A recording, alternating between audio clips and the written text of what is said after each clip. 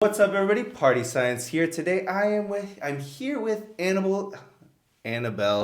How do I say your last name? Gutierrez. Gutierrez. You got it. Anabel Gutierrez. Anabel All right, Gutierrez. perfect. So I always try to do good with Anabel names Gutierrez. because my name is so Greek. What is Like it? Eleftherios Kritikos. Ay, Dios mío. Yeah, exactly. I think I can pronounce it, but Yeah. Well, I've always just been like, how do you say their names? Right, Anabel Gutierrez. I have to get that. But I want to thank you first and foremost for your time. I know you have a crazy schedule, so the fact that you're able to meet me here 7 o'clock at night in your conference room means a lot to me. So thank you so much for that. To kind of jump into it, I want to kind of know, did you always think you were going to get into radio, or what was the goal initially? Like when you thought about what you were going to do growing up, what was the goal? So I think growing up, right? So when I was a little girl, I actually hated my voice and my name. I remember I didn't like my voice and I didn't like my name. Radio was not in my mind. I would see I think at one point Pebbles went to, I do remember this, Pebbles went to a Boys and Girls Club. Was it a Boys and Girls Club? It was some type of thing when I was a little girl in school. You know, Pebbles from German. Mm-hmm. And she did a little talk for all the kids. And I don't know why that always stuck by me. But it wasn't I looked at it and I said, oh, I want to be on radio. I always say it was like a God's journey. This is God's journey. So I'm in for the ride, but it's all God. He, at some point when I started learning about the law of attraction, I don't know if you practice it but it started with motivational speakers, maybe how long have I been doing this for? Motivational speakers and everything, probably 15 years. Started with motivational speakers. And then I used to get the chills. And I used to be it's trying to tell me something. Because I'm very I'm empath, and I do have some, believe it or not, I actually do have some medium abilities. So I would be it's trying to tell me something, but I can't tell what it's trying to tell me. And I think I have this one friend of mine that we're girls, we fight, we come back and forth.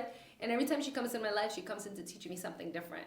And at one point in my life, she came to teach me the law of attraction. And I saw the movie, The Law of Attraction. I don't know if you know what I'm talking about. Yeah, I'm big on The Secret. The Secret. Yeah. And then after that, I did more research and more research. And there's people that watch it and they don't care about it. They're okay, I watched a snippet of it. Oh, that's cool. And that's it. And that's okay. That's just a phase that they're in their life. You can't force anybody. And then I feel there's people like me that's kind of I want to know all about it. So I went all out. And then, of course, algorithm. So the more you watch videos of now law of attraction, it's going to give me more speakers and more to feed off of and everything. So some way, somehow I started piecing things together. Oh, this is why this is happening. This is why this is happening. And I actually came across, even before I knew the law of attraction, I had come across somebody that had said to me, have you ever done radio or TV? I was modeling for a Heineken event. Okay. And I was no. And this is way before I even knew about law of attraction.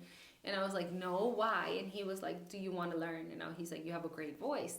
And I'm okay. So I went into this little radio station in Cambridge. And I used to always say to him, because he never took advantage of me, never, there's a lot of sayings that for you to make it, you have to be sexual with certain people.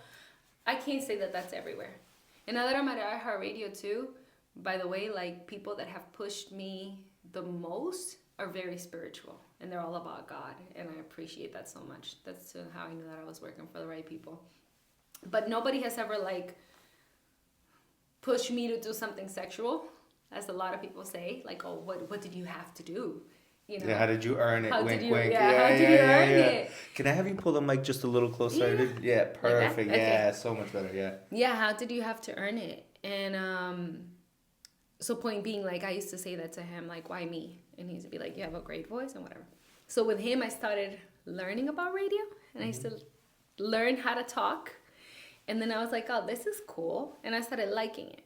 And I used to just work my ass off. Like with him, I learned to interview Farruko. Do you know who Farruko is? No, he's like, like he's kind of like a big daddy Yankee. Yeah, okay, yeah. Oh, you're talking about like the artist. The artist, Yeah. Okay, I'm a DJ. Before he even made it. Yeah. So Farruko, before he even made it here in the U.S., he had already made it in Puerto Rico. But even that guy that had started me in radio, like he brought Farruko down. I have the interview somewhere. It's pretty cool. I gotta look for it myself. And so I did a lot of stuff with him. I learned TV and I learned radio because he did both local TV and radio. And then after him, this is how I know it's God. I remember I asked somebody, did you, what did I say? It was a girl that was working with me and with the radio with him as an intern or whatever you want to call it. So we have no experience, no college, none of that. And I said to her, hey, your boyfriend works at the station called La Mega. And I said, do you know if they're hiring any girls? And she said, they're not hiring girls. They don't really hire girls for that radio station. I said, okay. All right. I was at another event where I was also modeling, and this is like a year or two later, one of the DJs in that radio station happens to be there doing a remote for radio, and he said, have you ever done radio or TV? And I was like, yeah, actually, because now I've been doing it for like a year or two in this little local TV. Right? Yeah, in Cambridge. And he said, well, we have an opening for a girl. Like, is this something that you're interested in? Because I think you have a great voice. That's another, like, God putting people in my life. I was like, okay, yeah, like I would love to go. I went and tried out. I got the job. But in Cambridge, I had only learned to talk. I hadn't learned how to do the board and all the buttons. Sure. So when I got to that station, I got the job and everything. And I get to the job. Can you tap on this? Down. I get to the job. And when I get there, they finally throw me, I don't know, I did like a whole day of just recording things. A week later, they call me, you got the job, whatever. It was like a week or two later. You start this date and whatever. And I get there and I'm like, because I don't know how to move the board. I know how to talk, but I'm like, what's this button? What's that button? And I was too scared to say, I don't know what I'm doing. Right, yeah. So I kind of like had the guy that got me the job to kind of be like, can you just like, I don't know, show me a little bit of how this works. And he showed me the basics. There was a lot of things that I did not know. I messed them up so bad. And then poor things were like, well, we're not going to take you off air, but I think you need a little more training. And we're going to put you on the weekends for now. Teach you a little bit more. And then eventually you'll come back, and be here throughout the whole, whatever, Monday through Friday or whatever. And that's exactly what happened. But during that process, I was very depressed. It got to a point in my life where I had a big breakup. I was very depressed, and that person used to say to me that he wanted to move to Hawaii, and I used to always get in his case, well, yeah, but you're moving to Hawaii with me. His purpose in my life, knowing now, believing a lot in God or, in universe, not say or, God and universe, I knew that his purpose in my life was to put Hawaii in my head. So I was so depressed here.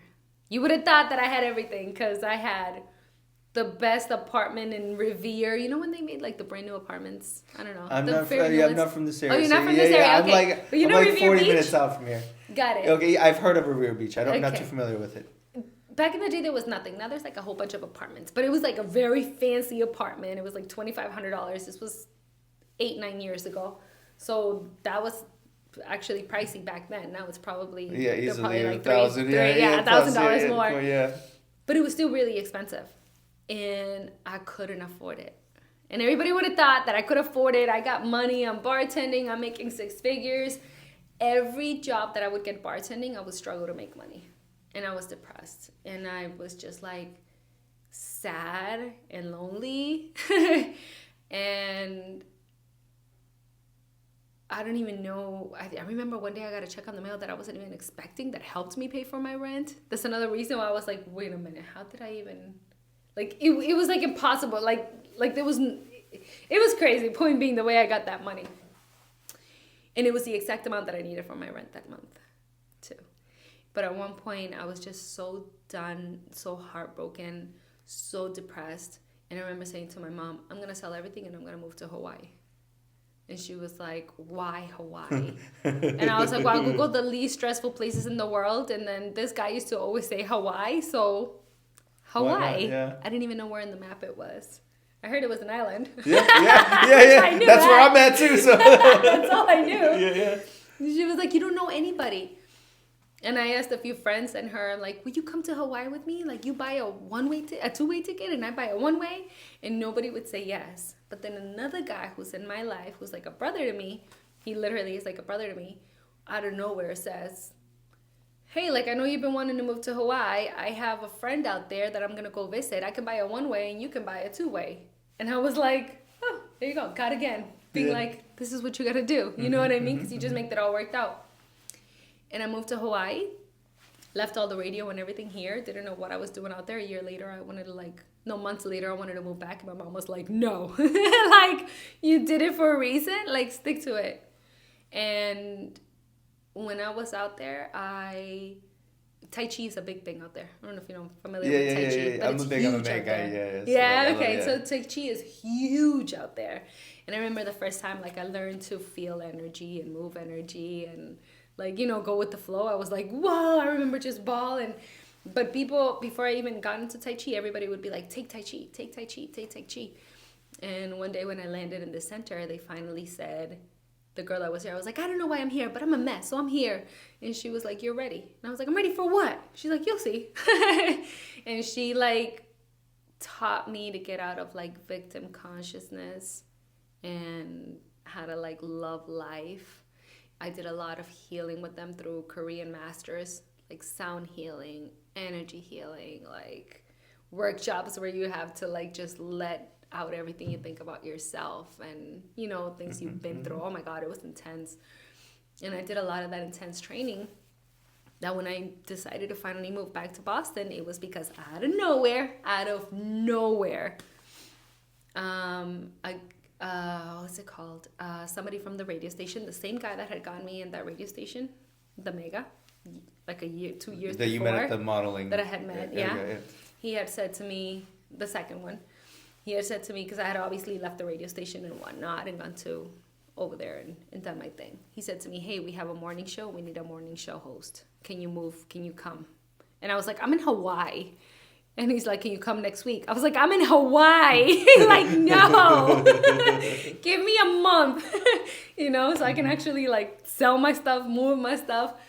And I came back, and it was, again, like, I always wanted to be in a morning show. And it's crazy because at that point, I had already learned about,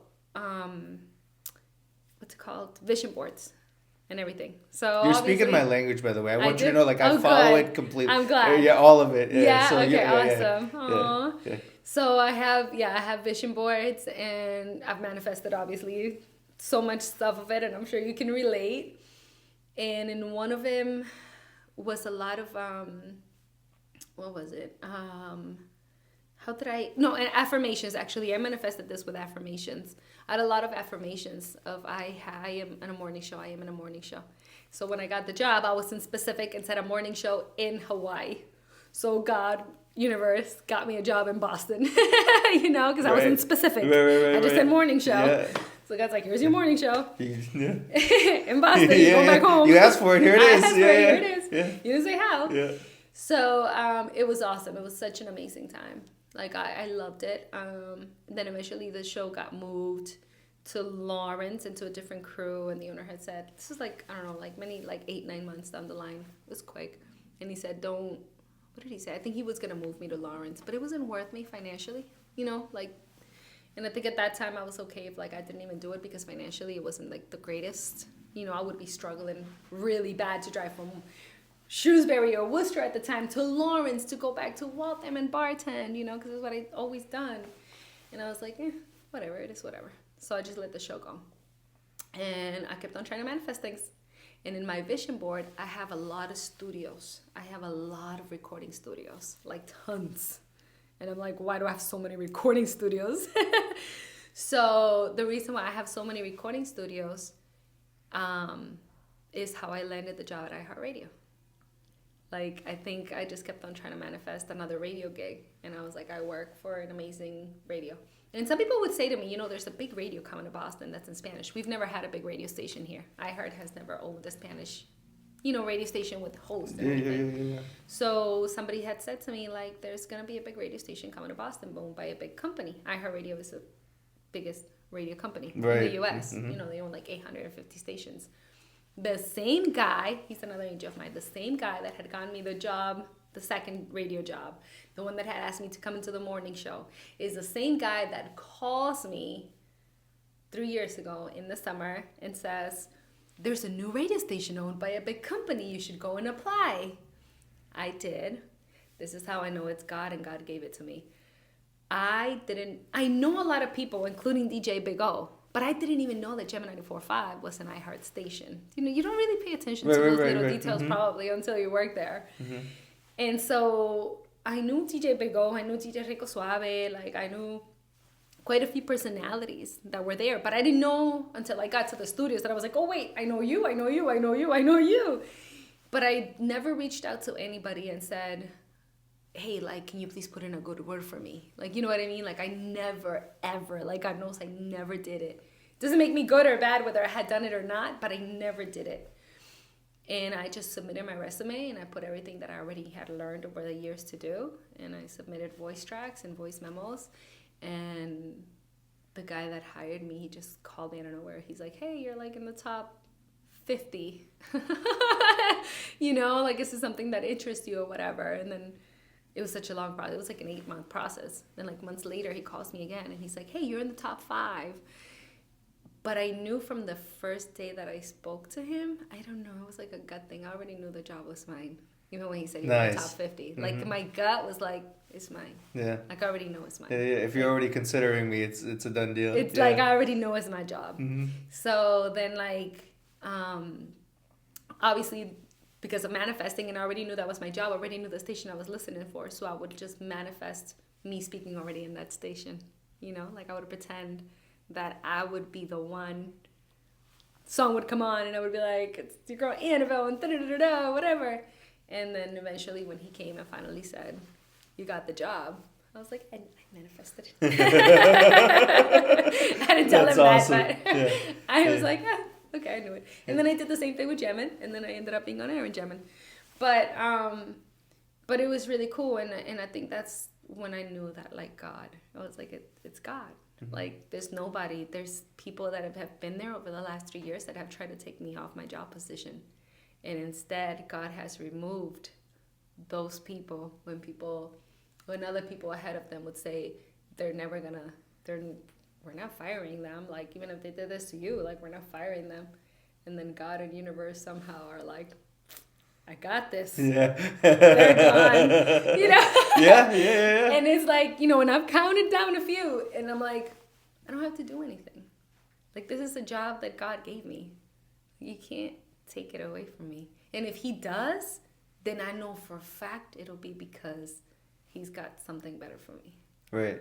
Like, it might be the biggest radio company, and I appreciate it, and I love it and how much growth I can do. But I know that if God took it away, like, it's because he has something better to give me. Right. So, he's shown you that over and over again. Over and over again. Right. Yep. No matter how many times, like, I've stopped, it's like, here goes something better. Stopped, here you go something better. Stopped, here you go something better. But I've busted my ass for it. Like, there's people that just believe that because it's law of attraction. It's just gonna... If I sit around, it'll come to me. Yeah. Like, I have busted my ass. I've had sleepless nights, but it's because I'm passionate about it. So... Yeah. Just went on a whole rant. It's amazing what you can achieve when it comes more organically. Like, you enjoy the process of it more than you're doing it for $1. Yeah. So for yourself, I'm curious, right? And you can always tell me to shut the fuck up and we'll move on to the next subject. So, like, when you had the breakup, right, and you're going through that moment, and then, like, obviously, like, everybody knows what a breakup is, right? Everybody's at least gone through one. Yeah. When you're going through that moment and you're still trying to, like, push forward and you're struggling, like, what did you like to listen to kind of help you get out of your funk? What was the things that you did to kind of motivate yourself to get out of that mindset? Speaker, just anything that you found helpful in that moment. I mean, I cried. I mean, I recently am going through a breakup right now too. Okay. So, like, it like brings back all those feelings, but I cried. I think, like, I didn't know this back then. I know this now, where it's like you feel a hurt, just feel it and go through it, right? But back then I didn't know that. I was just crying and mad and pissed because he found somebody else in like a month. You know what I mean? So I was mad. I was so in love. He got the rebound chick quickly, so it hurt your feelings. Yeah, absolutely. Man. Oh, that was painful. Mm-hmm. But I don't remember. I was actually thinking about that the other day. Like going through this breakup, I was like, wait, when was the point that I stopped caring? You know, I don't think I remember. I don't know if you do during a breakup. Like this is the exact day that I was like, no more. Yeah. I don't know. I don't know when it got easier for me. Yeah. But I know it was really hard, man. I think there were days that I was just like just probably didn't even want to live. Like I was so depressed. Like that guy did it for me. You know? But if it wasn't for him, I would have never found God. And that's another thing. It's not even, so some of the like the motivational probably speakers and stuff, the very first one I listened to was Les Brown. I love Les Brown. And this was after, this literally was after a breakup. Yeah, Les Brown. Okay. He was my first one. I can't listen to him anymore because I feel like he's just repeated the same things over and over again. The little bit of audios that there are of his.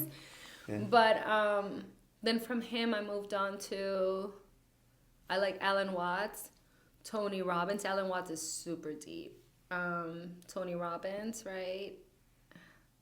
Recently, not back then, but recently I've gotten into that girl.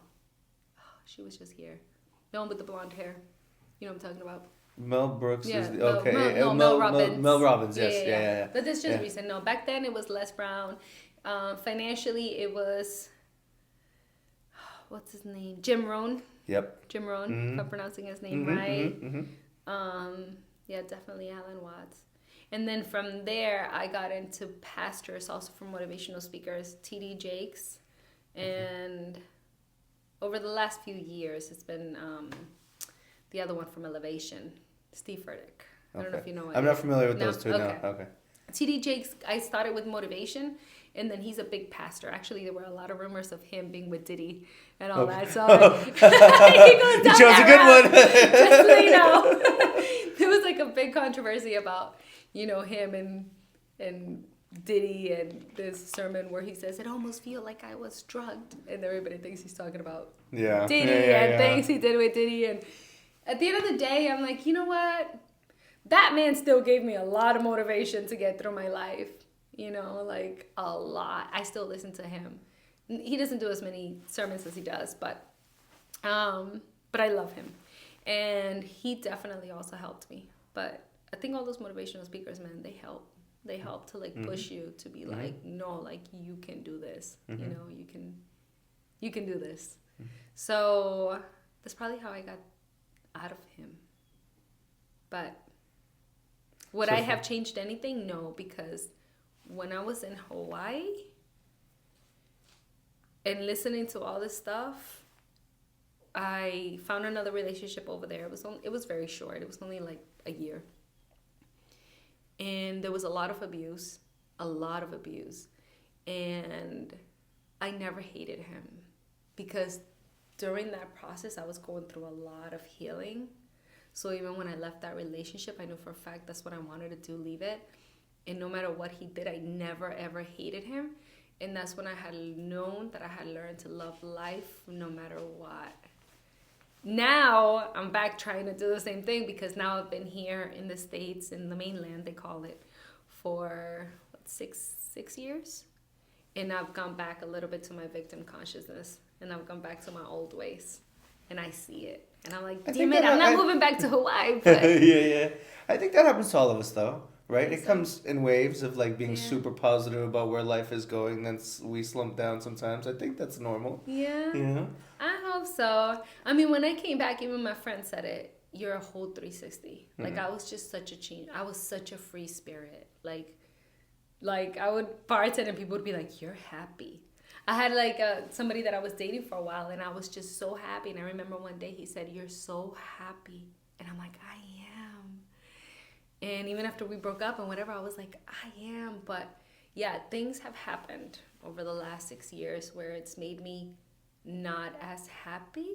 And I'm trying to think of like what made that inner peace. You know what I mean? Like, what brought me that inner peace? What brought me that happiness that I don't feel it as much anymore, so I can like get back to that state. And I think I know the steps, but man, doing rituals every day consistently, whether it's meditation, I don't know, putting pictures up in vision boards, organizing them. I have like 10 tigers. No wonder God's gonna bring me 10 tiger man, and I'm gonna break up with all of them. You don't need 10 tigers, you need one. And it's still up in my vision board, all 10 of them. It's a lot to stay consistent. The discipline of it all is very like, yeah. So that is one thing that I had, I think, when I was happy. And I remember because it was right around COVID. So I had all the time in the world. I loved COVID times. Like I had all the freedom in the world to go hiking, to stay in nature, to do all these rituals. I didn't have to go to work, and I was still getting paid, because you were getting the weekly, monthly check or whatever, and I was getting unemployment weekly, I was still doing the work search logs, even though I didn't know you didn't have to. I don't know if you know what I'm talking about or not. The what? The work? Work search logs. So when you do unemployment, you have to fill out what you did to look for work. Okay. Right? Yeah. But during COVID, you didn't have to do that. Right. Well, you couldn't really. Yeah. You couldn't really. Everything was closed. But I was still like, I called this number and there was no answer. No shit. Like, nobody's working. there. Yeah. But I was like, I think I still got to fill this out. But no, I loved COVID times because, I was getting paid and I was able to do those rituals so consistently. Like, I had a journal and it was like, these are the ones that I do every day. And maybe I would add one more a day. And I would like check off a circle every day that I would do them. And I think after like 20, 30 days was when I started feeling that peace and happiness. They say about 3 weeks normally of discipline. Yeah, so that makes sense. Yeah. It was like the happiness was so real. It was like, I remember people would reach out to me and be like you can see it in you. Like, what is it? It's not easy to explain to the average person. You have to bow down. Like I do bow downs, then you have to meditate and you have to read affirmations, listen to affirmations, write affirmations, do it consistently, and a million other rituals. There's a million other rituals that I know of. So that's probably what did it. So I know how to get back to that place. But with my busy ass life, even though that's what's going to make me happy. Yeah, it makes sense. It's... You get to a good point, you get into a rhythm, you start to slowly stray away from the things that keep you in a good mood in terms of just like balancing yourself out normally with your own emotions. And then once the grind comes, because you've been waiting for the grind to come, once it comes, you get caught up in it and you almost start to forget to do certain things that grounded you enough to get after the grind at your best self. Yeah. I understand that. Here's my question to you, right? Because as you're talking to me, you talk a lot about happiness. And I'm always curious what makes people happy. Because, everybody's different. But I feel like we all kind of have, like, common core things that make us feel fulfilled. So for yourself, like, when you think of happiness for yourself, like, what makes you happy genuinely? After experiencing that, and it's not a thing, and it's not a person. Okay. It's definitely God and being grounded, like being that connected. But like I said, it takes work, discipline. Right. If you don't do it, I don't think that anything can make you happy, because that's another thing. Like before Hawaii, I used to think that $1 million can make me happy. After Hawaii, I was like, no. This is my connection. You meet plenty of people who have money that don't seem to be happy. Who commit suicide. Suicide or suicide. I call it sad eyes. They can smile, but their eyes can tell you that they haven't found, because they have it all. Yeah. But it's still not enough, Think about it. You're like, what if I had $1 million, but I was by myself? Like, shit, I'm already sad by myself. Never mind having $1 million and by myself. Like, that's even worse. I've been buying some dumb shit. Trying to make myself. For what? I don't got friends when I got no money, and I don't got friends when I got money. That's a problem. So I don't think it's not materialistic, and it's not another person. But we look for it. I agree with that statement heavily, though. It normally, in my being, like my understanding, it can't be another person, because the second the other person leaves, your happiness leaves. Yeah. So you have to really build that stuff internally. Yeah. Yeah. And I think too, like before, I used to say, which is, I gotta work on it more now. I still believe it, but the whole of, I do believe it, but no matter what happens, like I know it's God's plan. So there's been times that I used to get mad and I'd be like, but God, you allowed it.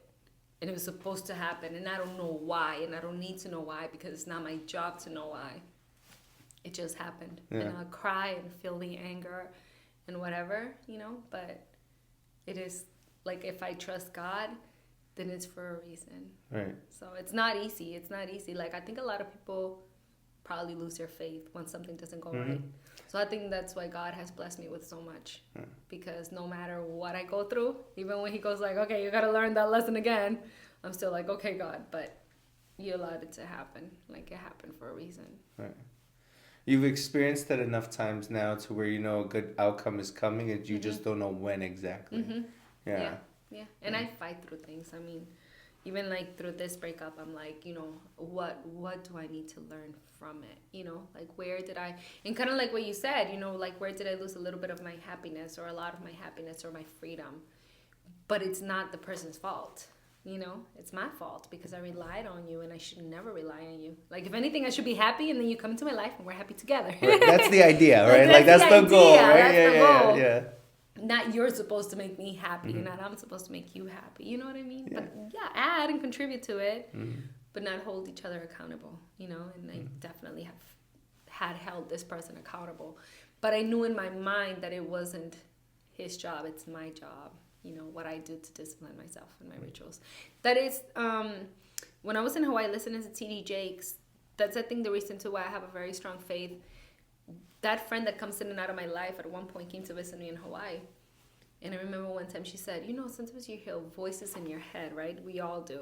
And you're thinking like, is it my mind that's talking? Is it me? Is it my soul? Is it God? Is it the devil? Like who's telling me all these things? Who's Who am I having this conversation with? Yeah, like, you know, when they say you feel bad about yourself, like, no, like I'm not good enough or whatever, like who's saying that? You know, you think about all that.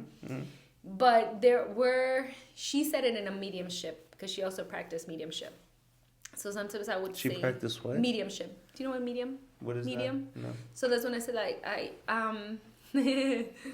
do I say this? I talk to dead people. Okay. All right. Okay. Who says that? Kendrick Lamar? You know what I'm talking about, that song? No, I see dead people or something like that. Oh, yeah, I know the I see dead people. You know Yeah. So, there's people that believe in spirituality as far as like you being able to connect. So when Hawaii, I was so grounded that it was so easy for me to connect with people's loved ones that had passed away. So I connected a lot of people with their loved ones that passed away. But I was so grounded and so connected. I've done it before in an apartment where I'm not super grounded. And then that energy lingered around for a while, and I promised myself I would never do it. Oh my goodness! And I said I would never do it again. Not that they were bad, but I don't need no spirits in my house. I believe in all that. So mediumship is, where you can actually. It's a very special gift, and I've had it since I was a little girl. And my mother helped me through it in my I want to say like my early 20s, because I struggled with it a lot. And they say it's like an open door, like you can invite anybody in. When you're an empath or when you're a medium, but when you have to put boundaries, like no, like nobody's coming in this door. It's very, very spiritual, and I didn't know how to put boundaries back then. So I just had a million things happen and seen and caught on camera and everything, and I was like, it was a very tough time. So, and my mom would like try to be like, leave my daughter alone, you know, and we actually went through that, believe it or not, and. Then I learned in Hawaii how to put a stop and how to like guard my house and my energy as to where like I'm boss here, like nobody comes in this house, you don't scare me, like you can't, you know, but then also to not connect. People play around with the Ouija board, and you know, and they attract those spirits and all. I've never done it, and because of how sensitive I am and my mediumship abilities, I would never touch a Ouija board because I'm just calling for death right there. You know, like I'm just calling for hell. But I'm scared of it because of that. So point being, my friend also does that. So I've connected It's really, really weird. Really weird. I would even be open to doing it with you one day. Like, but not here, not in my house. It would have to be like in nature somewhere. And just seeing if any of the stuff that I say kind of comes, you know? Sure. Like, because it's really the way we get messages and the way we see things. It's like if we're seeing a world, I can see something in front of me, next to me and whatever, but not in this dimension. It's really weird. And I can't say that it's a ghost. No, if a ghost ever appeared in front of me, I would cry. I would go. You and Dad both. You and I both. You and I both. Yeah. I would run, man. No, you staying alone with the ghost. Fuck that. I'm out. That was a great combo, but I'm gone. Yeah. No. So it's not like you see ghosts. It's very different. It's like whole energy. And then like when they tell you things, it's very repeated. It's very like, they'll say like a word like 10 times and you're trying to hear what it is and you can't make sense of it, but you're not supposed to, because the only person that's going to understand it is whomever they're trying to get the message across, which if it was you, it'd be you. So I have to tell you that word and then you'll be like, I know what he's talking about, or I know what this person's talking about, which I wouldn't understand that. So I got to connect a lot of people that way in Hawaii, which was awesome. I've thought about practicing it here, but I haven't as much. In Hawaii, you're just very grounded. So you feel like very protected, very grounded. You're always at the beach, clear water with turtles and stingrays, you know? So it's very different here. But, so anyways, my friend who practices the same thing, and one day I went to an old church with her somewhere in Beverly or I don't know where. And I was like, don't ever bring me to this place. This place is haunted as hell. I was like, I don't want no ghosts. But point being, because they have groups, believe it or not, that actually meet in churches and do these things. To me, I think that's creepy as hell. It's like going to the cemetery. I don't know. Yeah, no. No. Yeah, my fiance loves all that. Like, does she? Yeah, I'm good with all that horror. Nope. Not me. I'm the guy who sweat to Paranormal Activity. I'm good. I watched that. I was laying in bed like, yo, fuck these shows. I will never watch this again. So, yeah. No, I'm not that guy. Okay. Well, yeah, I love all that stuff. And I'm pretty connected with it. Yeah. And so point being, one day she came and she said, when you hear something, don't ignore it. It's telling you something. But then again, I want to hear a million voices telling me you're not enough or, you know, whatever. Mm-hmm. But I know what she was talking about voices-wise, you know, because it's very different than like the criticism voices. It's literally like a whole other entity. So I know what she was talking about. And she said, trust it and listen to it. Just listen to it. And like I said, there's certain people that come into my life and are in my life to be my angels. So she tells me that. And when I was going through this breakup, this guy took everything from the house that we lived in. Everything. He just took everything. I don't blame him. Everything was his. I kind of hid a few things here and there that he wasn't going to find. Because I'm not the biggest sweetheart. I was like, you're never going to find this. You're going to move out and you're going to find this. But I was left with my patio furniture that I had bought. That's all I had bought. And a couple people that I knew out there helped me move it in. And it was like so peaceful. Like I didn't have much, but the little bit that I had was enough. You know, whether I was sleeping on a patio couch inside in my living room or a foam, what do you call it? A mattress. Inflatable bed. Yeah. You know, that's what I did for a few months until I moved back. But I used to always be scared that my ex was going to go back in the house and hurt my dogs. Because they're the world to me. At that time, I had 3. Now I have 4. And I was scared that one day while I was at work, he was going to go back in the house and hurt them. I don't know why. Like, it was like the worst feeling. I would cry every time I would go to work because I'd be like, I have nobody to watch over my dogs. So one day, I literally was crying, bawling, and I heard a voice. Like, it was like the whole sky spoke, and I know that was God. And he said, do you trust me? And like, I want to cry because like I can't even explain it to anybody. It was like, do you trust me? It was like clear as day. And I was like, that was God. And up to this day, like when something happens, up to this day, 6 years later, I look, if anything's ever going to go wrong or something, like I always feel, is it going to be in my gut? And then it's a gut feeling. If it's in my chest, it's fear. And I always look for his voice. And if he says, do you trust me? I know that everything's okay. And it never fails me. It never fails me.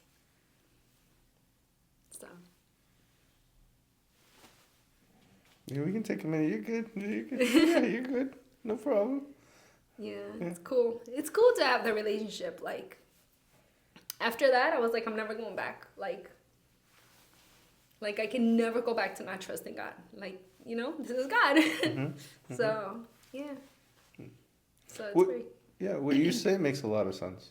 Yeah? Yeah. Which part? Like, I think the ability to connect. So for me, I always kind of have my moment where I speak to the universe. In like after my runs in the morning, I'll take like a few minutes and just kind of like thank you for sound mind, body, spirit, like that whole deal. Like I'll go through my affirmations and thankfulness. Yeah. So when you're saying what you're saying, like I understand it. I fuck with it heavy. Like there's a lot of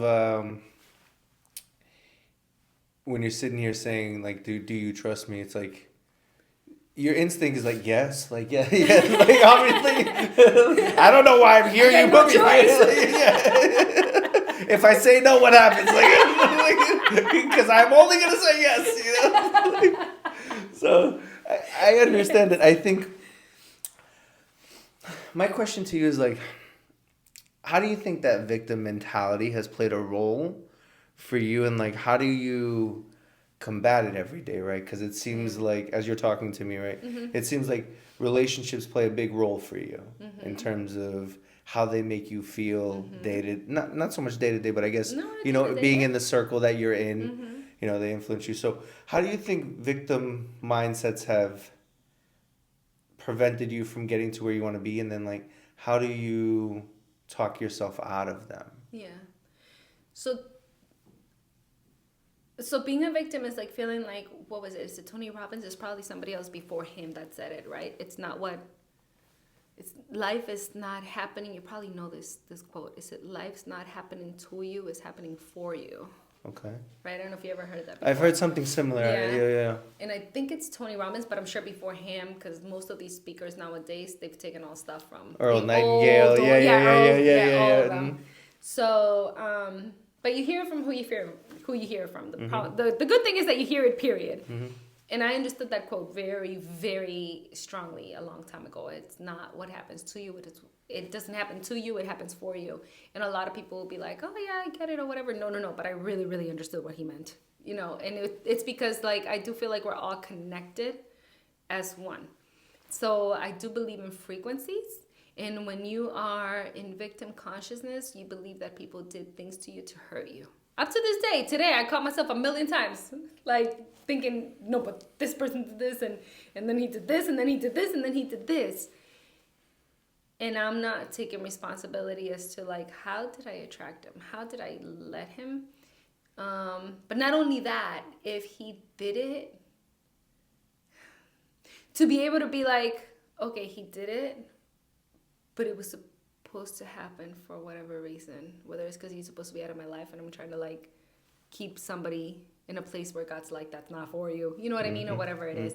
You're forcing the hand. When you're forcing things. So like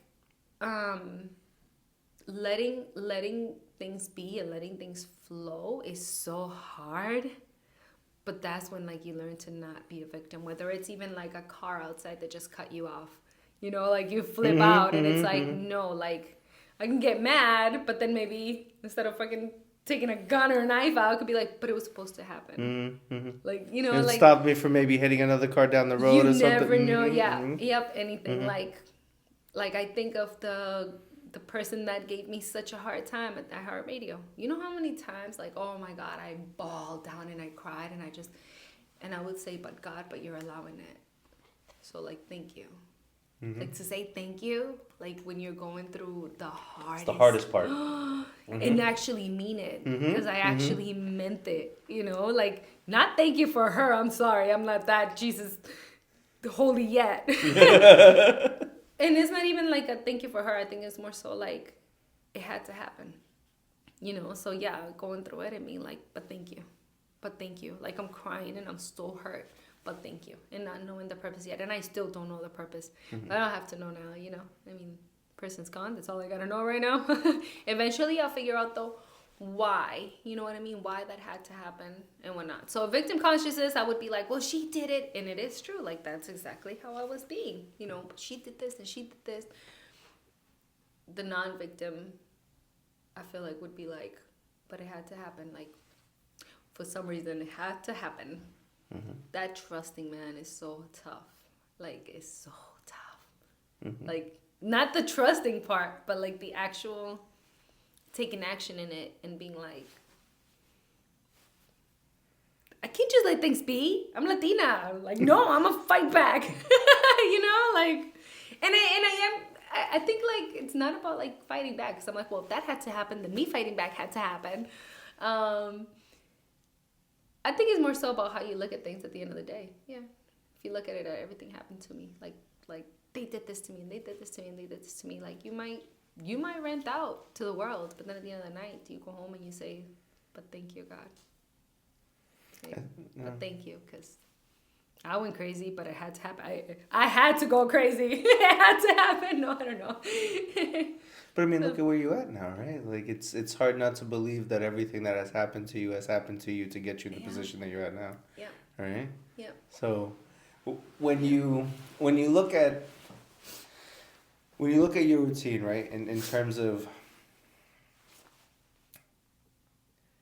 I'm trying not to keep it all about relationships because I can tell like I don't want to. I'm gonna touch you something. No, it's not good. Well, I'm down to talk about it. I just never know how much someone wants to talk about it on camera. You know, so I'm always like, all right, well, I'll bring it up again, and if she continues, great. If not, you know. So, what do you?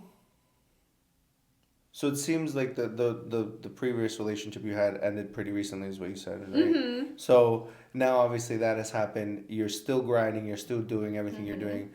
What is a day in the what is your day-to-day activities like? So when you wake up, like what do you do? Like what's your schedule like going through this as you're building yourself back up? You know, like what's that like for you? I mean, the good thing about it is that I have to wake up no matter what.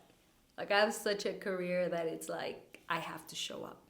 Like, with tears in my eyes or no tears in my eyes, I have to show up, and I appreciate that. You know, because it makes you stronger. I feel like a year down the line, I'm going to look at this and be like, oh my God, this made me so much stronger for who knows what God's preparing me for. You know, like last year was so rough between relationships and God and everything. And like, I do see that. So I have to wake up in the morning and show up at work no matter what.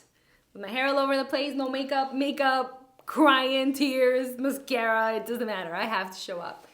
And I have to be the happiest no matter what. And that also helps. I've been in radio before, bawling. And then 2 seconds later, be like, but da-da-da-da-da-da. You know what I mean? Like, that's what you have to do. You're a performer. You're a performer. You have to. And what you're talking about performance, I think about artists that go through stuff. And I'm like, somebody that has 1,000,000 times more the pressure that I have. You know what I mean? With like followers, and you going through your day to day, and you have days that you don't want to wake up, and you have days that you go through things that life happens, whether it's a death in your family or whatever. Like, how do you get through that? You know what I mean? And still have to do what you do. So, what do they say? Greatness comes with a price, and it is true. It does come with a price. So. But yeah, no, I get myself through it. And honestly, I think that's probably what helps me, because I do that. And then sometimes I go to the gym or I bartend at night. And I have so many events and so many things to do on a daily basis. This weekend, I have not stopped at all. Sometimes I'll have 2 events, 3 events. Sometimes it's intense. And sometimes I try to squeeze a nap in between. So I always radio, nap. I allow myself to cry when I have to. Not only like meaning this relationship, anything that happens in life. You know what I mean? Whether it's work-related things and something happened and somebody was rude and mean to me. I'm very sensitive, so I'll bawl. And then I get myself back up together. I'm okay. You know, and then you keep going. But I do boxing. Nice. Yeah, I do boxing. That helps a lot. And then actually the center that I went to in Hawaii that helped me. They actually have one here. I won't say the name because it's your own personal thing. Yeah. But they actually have centers here, so I try to go to that and still try to do like meditation and Tai Chi and everything. But when you're going through something personal, it's hard. Even harder. If discipline was already hard, it's even harder. Yeah, when you're emotional, yeah. Yeah. And then when you have like your strongest days, like somehow the devil gets it back in, so that knock knock on the door, they're still there. And it kind of like brings you back down. And it's like, man, I was just getting over you, like, what the fuck.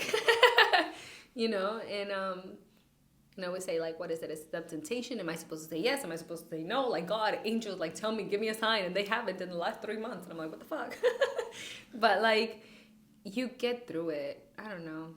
Like, right now, like, going through our relationship right now, it's just, like, I break down sometimes, and then I get myself back together. And then I break down, and then get myself back together. And you're strong and powered. You're stronger every time. But I think that's how it's supposed to be. You think so? Yeah. It's not, like, one of those things where it's just, like... I don't think it happens like that. I don't think it's just you're over it one day. I think it's a gradual process to the point where you wake up one morning and the hurt just doesn't hurt as much to the point where it sways the whole day, and it just sways that second.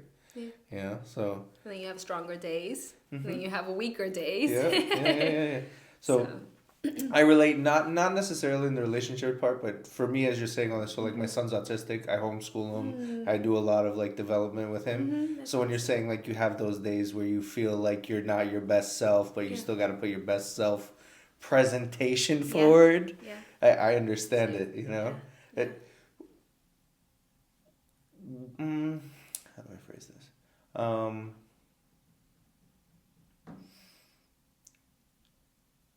What do you think your goal is? Like, what do you think you're really trying to get out of, like, your day-to-day to, like, your overall, like, all these vision boards, everything you have? Like, what do you think you're pushing yourselves towards? I don't know, because obviously, you know, vision boards is all mansions and yes. boats, cruises. It's all material stuff. I do have some butterflies in there for nature, but I think it's not even that I think. There has been something that's happened. Do you know who Muji is? Who? Muji. Muji? I think he's from Africa. I'm sure he's African. He is a big I don't know, motivational speaker or whatever, guru I should say instead of motivational speaker. He is a lot on meditation. He's a lot of letting the ego go. And what's the ego? The ego doesn't even exist. And he's really funny. And he has like, I think it's Africa. So he does a lot of talks on he's big on meditation. Meditation is everything. Like letting yourself just be and not, you know, like every other meditation. But he's I love him. He's amazing. So, if there's one thing that he's done that I've seen it before is he'll speak to somebody and then all of a sudden they start laughing like crazy. 2 times in my life it's happened. I can't even explain it. One was with my nephew when he was born and he's already in his 20s. And another one was with another honor radio personality in the second when I came back for the morning show. And he must have been so in tune with himself. And I was so grounded both times. Grounded, man. When I tell you grounded, like yoga, present, happy, peaceful. That we connected in a level where we were laughing so hard that it's not like any other laugh. It's not like a... If any human being is able to experience that one time in their life, they're very lucky. And even the radio personality said it to me, like it's like something happens where it's like you go into, I can't even explain it. It's like you go into another dimension. It's like it's so surreal that you start laughing so much, and it's like a sense of like happiness and peace that you both can't stop laughing. It's insane. So it happened with my nephew. Like I said, he was a baby, and I remember he couldn't stop laughing, and I couldn't stop laughing, and we were like in this, I don't know what to call it, little universe. I don't know what happened to those frequencies right then and there. And it happened again with this guy. And the reason why I'm bringing that up is because it was such a peaceful state. And I remember that we have a third guy in the morning show, so he's looking at us like we're freaking crazy. They're like, what the fuck are you guys laughing at? And we're like, I can't explain it. And he would be like, I can't explain it. And I'll be like... You know, and he would say, this has never happened in my life. Like, this is insane. And I was like, well, it's happened to me one time before with my nephew 20 years ago or whatever. But I hated that guy too. We hated each other. We would always fight in the morning show. But he was a guy that was a lot into like the stuff that I was into. We just couldn't stand each other. But he was a lot into what I was into. And I was like, you must have been so grounded, man, the last few weeks. Because for us to connect the way that we did, like, that's only happened one time in my life with my nephew. And it's like this peace and like, I don't know if you've ever experienced it, but if you ever do, it's like so unrealistic.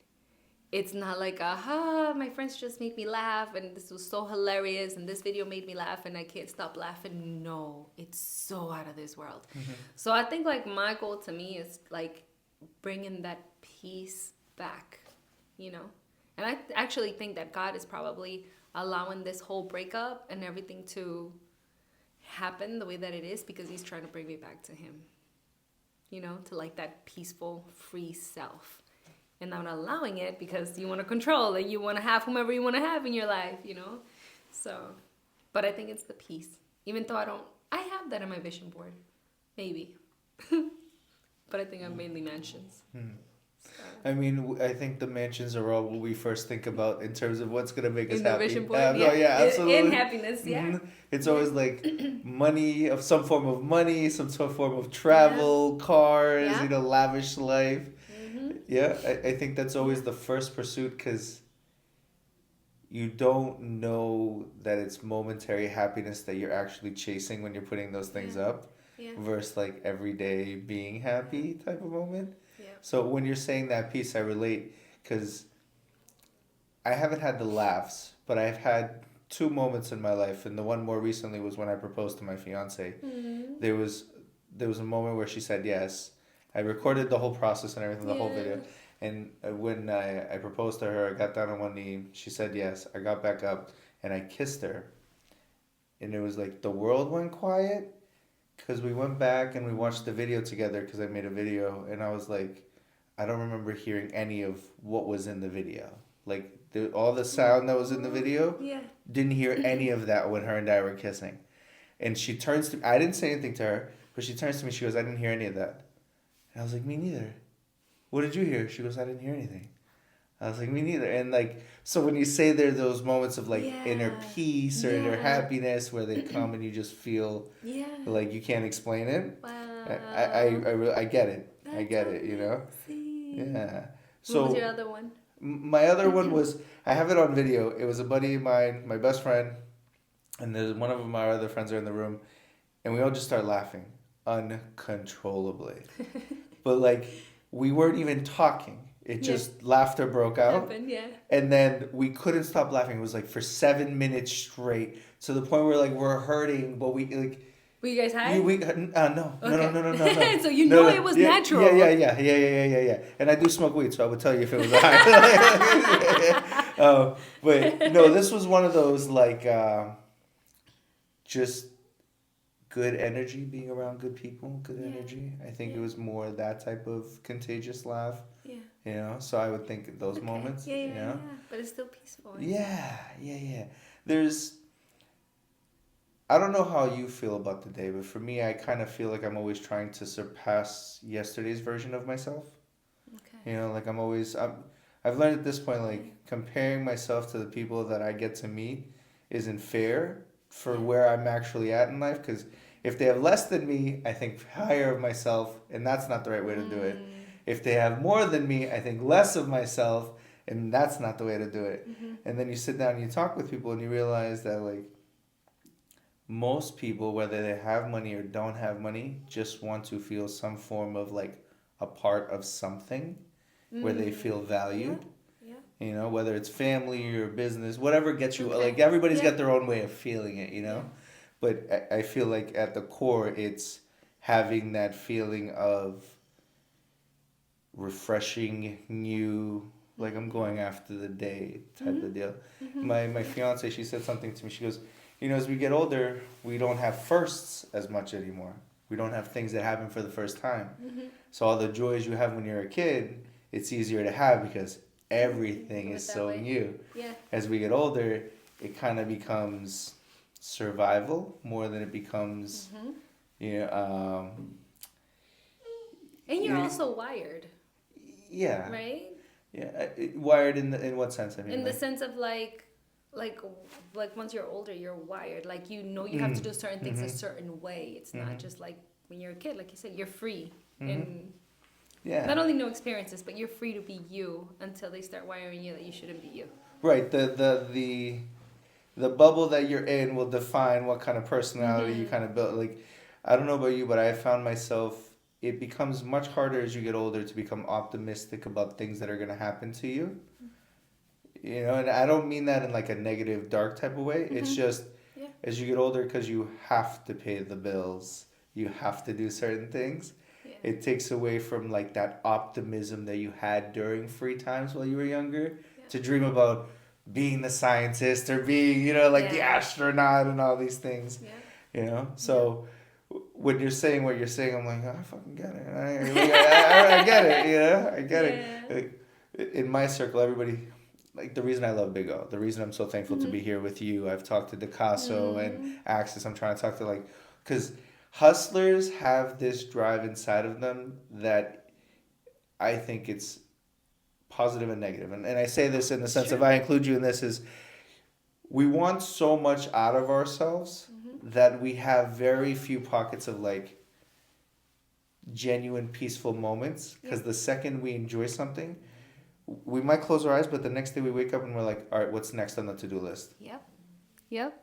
And it becomes almost like it eats away at us if we don't burn enough things off the to-do list on a daily basis, where we become,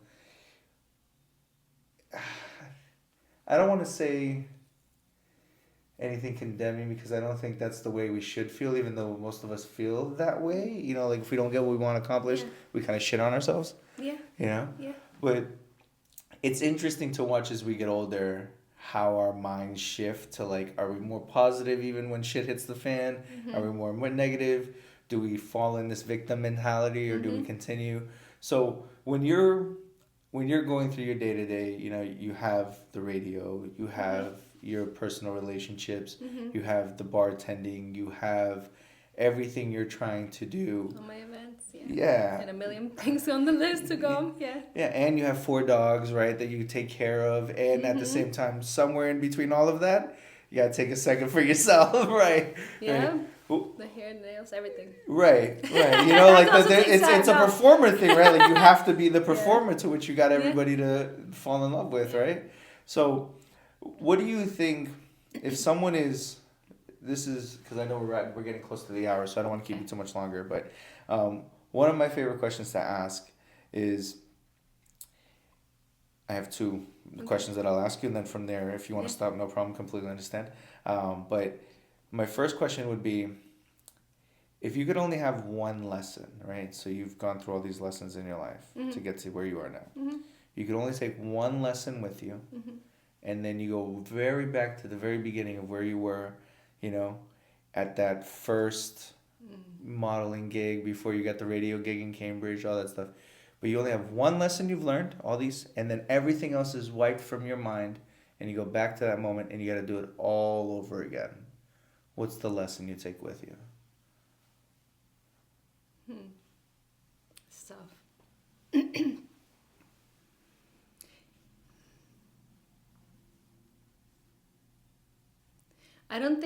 I feel like older people would be like, just let life be. I'm still not at that point yet.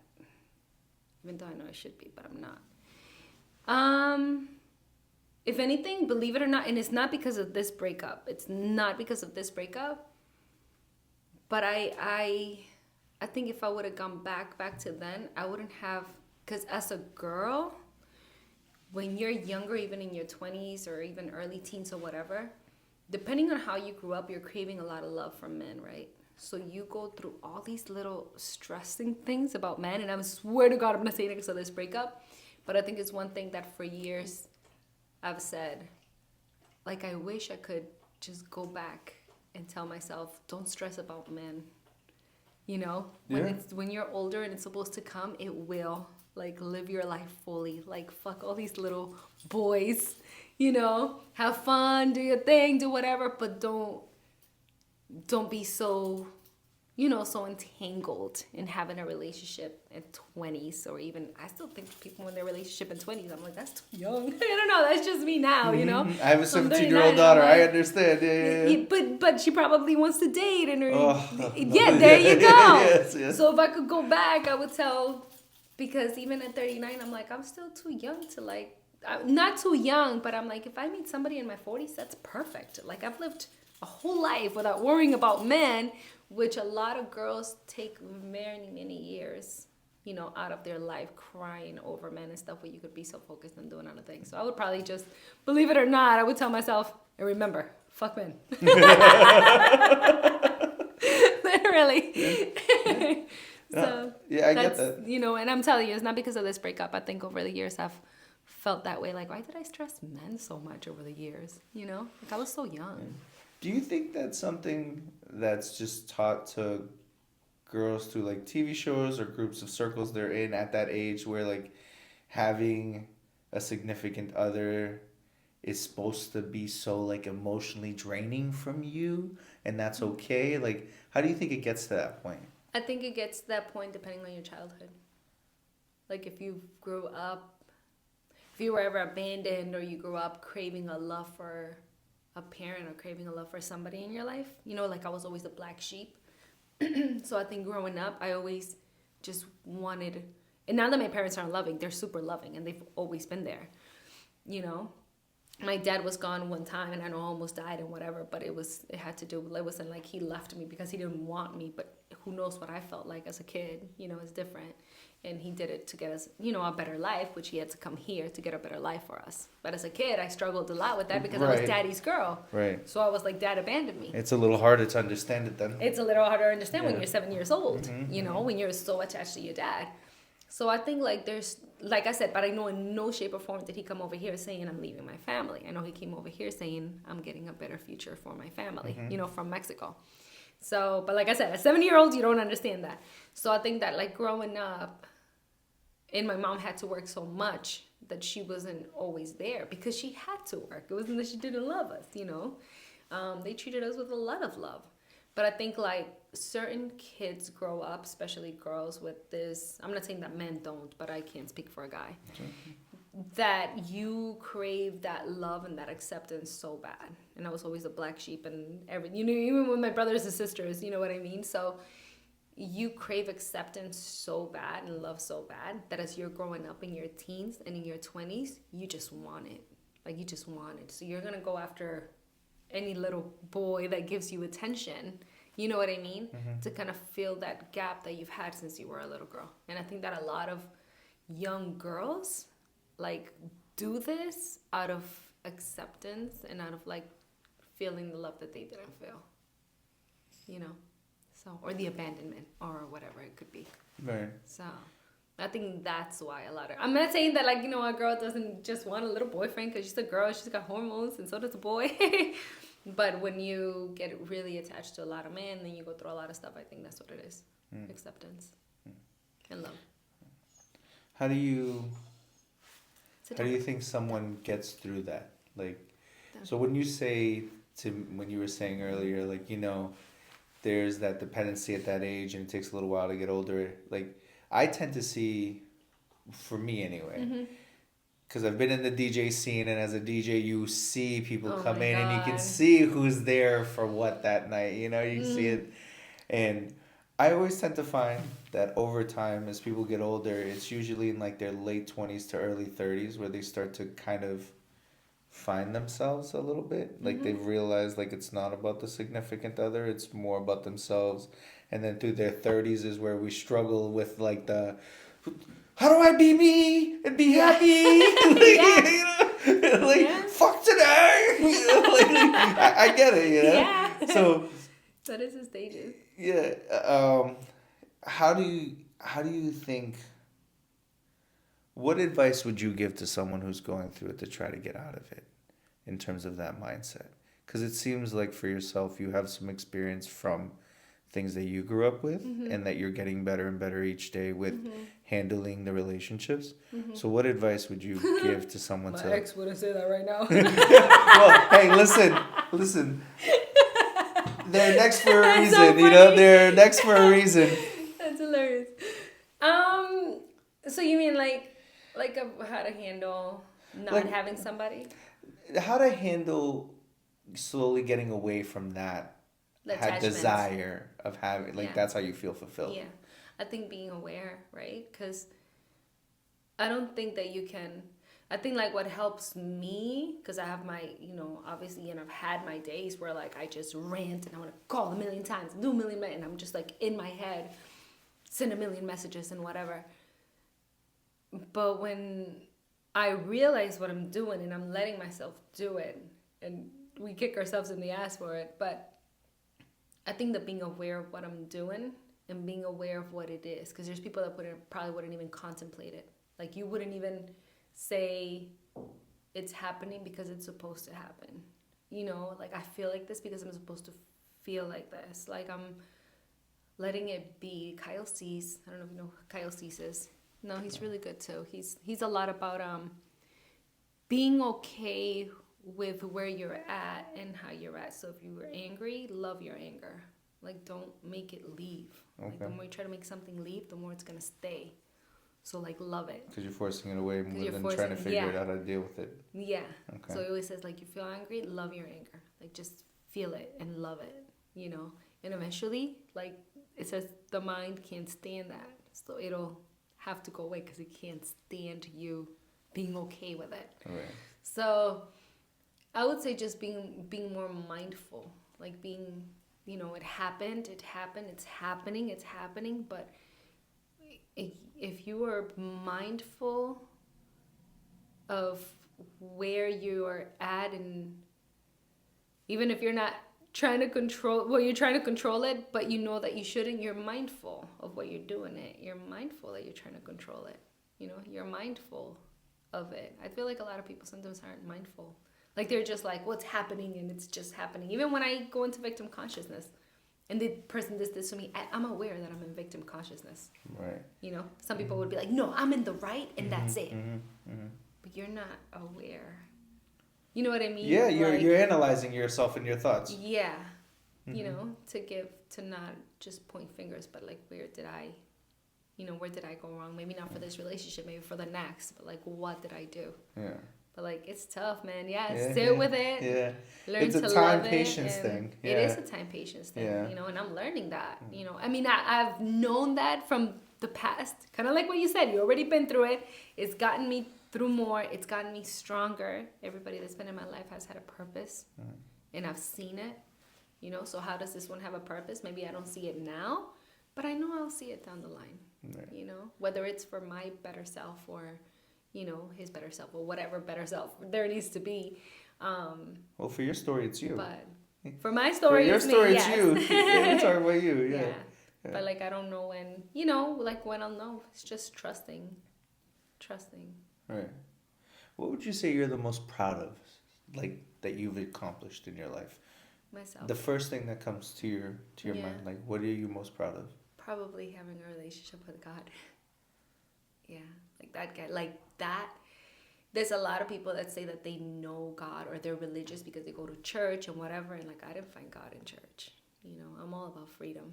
I think that's the one thing that I probably want to say I'm most proud of that myself. Being okay with who I am, even if I'm in a bad place, I'm okay with that. You know what I mean? Mm-hmm. Like not in a way of like I want to be here forever, but being okay with when I'm mad, being okay with when I'm sad, being okay with just having God in my life and having that super special relationship with him where it's just being free. It's okay to not be perfect. So that I'm definitely proud of because I think I definitely can be very hard on myself now and in the past, but still going back to that and being like, wait, but God is with me, and it's okay to not be perfect. Like I don't have to be perfect. I don't practice that whole, I'm going to church, I'm religious, so I can't wear a skirt. Like I love just not being perfect. Right. So I'm definitely proud of not being perfect. It's very cool to hear you say that because I think it's everything you've told me so far, I kind of see how you are everything you've said, like it fits for you.